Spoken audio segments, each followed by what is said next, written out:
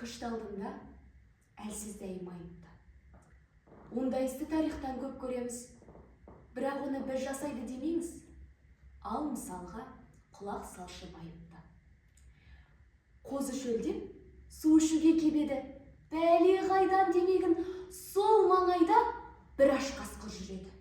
Ұмтылды ол қозыны тежегелі, бірақ заңды сөз айтқан боп бұл енді ақырды.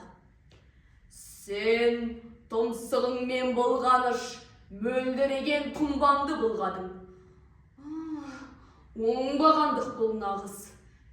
Тейміндағы басымды, жұлып алам басымды.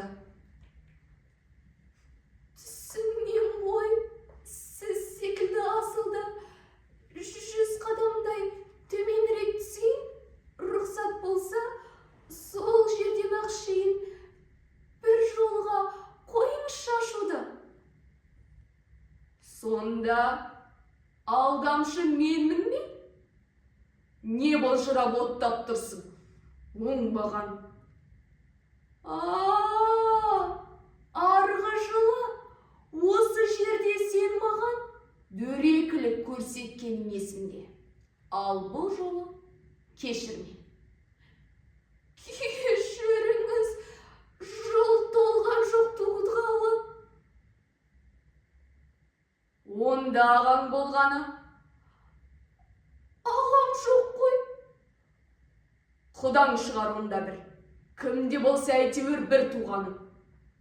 Өзің, малшын, және иттері қырағы, ойлап маған арамдық, қолдан келсе жасайсыңдар жамандық. Сенен алам барлық ашу ызаны. Жазығым не? Өшір енді үніңді. Ақ қараңды талдауға жетер емес төзімім. Жегім кеп тұр, айтар болсам шынымды.